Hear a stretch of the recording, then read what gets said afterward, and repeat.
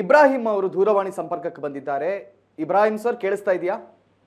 ಕೇಳಿಸ್ತಾ ಇದೆ. ಕೇಳಿಸ್ತಾ ಇದೆ. ಸದಾಕಾಲ ಮಕ್ಕಳಿಗೋಸ್ಕರ ಪೂಜೆಯನ್ನ ಮಾಡಿಕೊಂಡು ತನ್ನ ಗಂಡನ ಒಳ್ಳೇದಾಗ್ಲಿ, ಮಕ್ಕಳಿಗೆ ಒಳ್ಳೇದಾಗ್ಲಿ ಅಂತ ಇದ್ದವರು, ಮನೆಗೆ ಯಾರೇ ಬಂದರೂ ಕೂಡ ಬಹಳ ಪ್ರೀತಿಯಿಂದ ನೋಡ್ತಾ ಇದ್ದವರು ಚೆನ್ನಮ್ಮ ಅವರು ಇದೀಗ ವಿಧಿವಶರಾಗಿದ್ದಾರೆ. ಸರ್, ಏನ್ ಹೇಳಕ್ ಇಷ್ಟಪಡ್ತೀರಿ?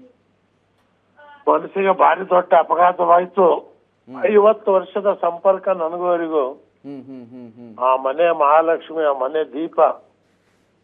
ಇವತ್ತು ದೇವೇಗೌಡರು ಏನಾದ್ರೂ ಈ ಮಟ್ಟಕ್ಕೆ ಬಂದಿರ್ಬೇಕಾರೆ ಮಕ್ಕಳು ಕುಮಾರಸ್ವಾಮಿ, ರೇವಣ್ಣ, ಬಾಲಕೃಷ್ಣ, ರಮೇಶ ಇವ್ರು ಈ ಮಟ್ಟಕ್ಕೆ ಬೆಳಿಬೇಕಾರೆ ಆ ಹೊಳೆ ನರಸೀಪುರ ಮನೆಯಲ್ಲಿ, ಬೆಂಗಳೂರು ಮನೆಯಲ್ಲಿ ಯಾರೇ ಬಂದಿರ್ಲಿ ಉಪವಾಸ ಕಳಿಸ್ತಿರ್ಲಿಲ್ಲ ಅಮ್ಮ. ಕುಂದ್ರಿಸಿ ಮಾತಾಡಿ ಅವ್ರಿಗೆ ಪರೋಕ್ಷ ಉಪಚಾರ ಮಾಡಿ ಒಳ್ಳೆ ರೀತಿಯಿಂದ ನೋಡ್ಕೊಂಡಿರ್ತಕ್ಕಂಥದ್ದು ದುರ್ದೈವ. ತುಂಬಾ ದಿವಸ ಆಗಿತ್ತು ಅವ್ರಿಗೆ ನೋಡಕ್ಕೆ.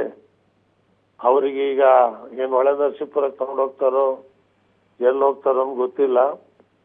ನನಗ್ ಬರೋಕ್ ಅವಕಾಶ ಆದ್ರೆ ನಾನು ಬರೋದಕ್ಕೆ ಪ್ರಯತ್ನ ಪಡ್ತೀನಿ.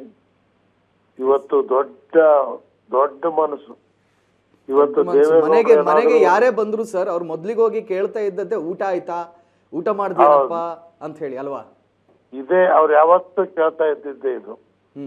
ಶತ್ರು ಹೋಗ್ಲಿ, ಮಿತ್ರತ್ವದಿಂದ ಕಾಣ್ತಿದ್ದಂತ ದೊಡ್ಡ ಮನಸ್ಸು ಆ ತಾಯಿದು. ಆ ಅಮ್ಮ ಈ ದೊಡ್ಡ ಸಂಸಾರ ಎಲ್ರನ್ನು ತನ್ನ ಹೆಗಲ ಮೇಲೆ ಹೊತ್ಕೊಂಡು ಸಾಗದಂತದ್ದು. ಇವತ್ತು ದೇವೇಗೌಡರು ಈ ನೋವನ್ನು ಹ್ಯಾಕ್ ತಡ್ಕೋತಾರೋ ನನಗೆ ಗೊತ್ತಿಲ್ಲ. ಕುಮಾರಸ್ವಾಮಿ ಅವರು, ರೇವಣ್ಣ ಅವರು ಈ ನೋವನ್ನು ಹ್ಯಾಕ್ ತಡ್ಕೋತಾರೋ ಗೊತ್ತಿಲ್ಲ. ಇವತ್ತು ಅವರಿಗೆ ನಿಜಕ್ಕೂ ಇವು ಸ್ವರ್ಗವಾಸಿಗಳಿವು. ಇವರಿಗೆ ಆತ್ಮಶಾಂತಿ ಖಂಡಿತವಾಗ್ಲೂ ಸಿಗತ್ತೆ, ಯಾವ ಅನುಮಾನವೂ ಇಲ್ಲ.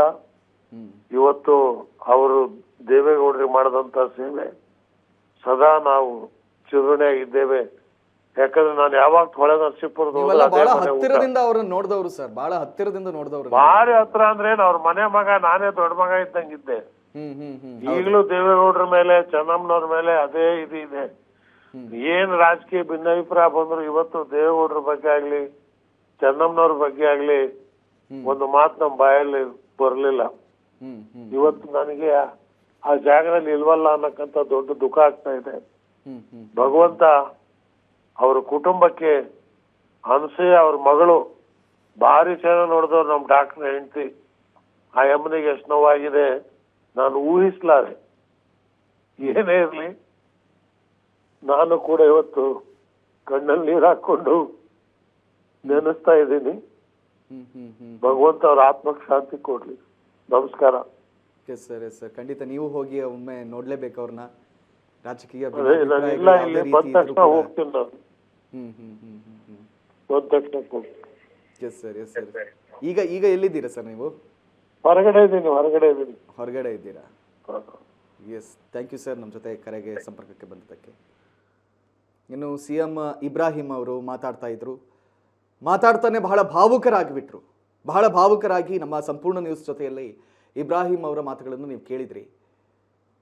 ಯಾಕೆ ಅಷ್ಟು ಭಾವುಕರಾದ್ರು ಅಂತ ಹೇಳಿದ್ರೆ, ಅದು ವಯೋಸಹಜವಾಗಿ ಆಗಿದ್ರು ಕೂಡ ಅವರು ತೋರಿಸ್ತಿದ್ದಂಥ ಪ್ರೀತಿ ಆ ರೀತಿ ಇತ್ತು.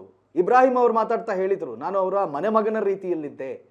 ಯಾರೇ ಮನೆಗೆ ಹೋದ್ರು ಅವ್ರು ಮೊದ್ಲಿಗೆ ಕೇಳ್ತಾ ಇದ್ದದ್ದೇ ಊಟ ಆಯ್ತೇನಪ್ಪ, ಊಟ ಮಾಡಿದೆ ಅಂತ ಹೇಳಿ. ಯಾರನ್ನ ಕೂಡ ಖಾಲಿ ಹೊಟ್ಟೆಯಲ್ಲಿ ಅವರು ಕಳಿಸ್ದವ್ರಲ್ಲ ಅಂತ ಹೇಳಿ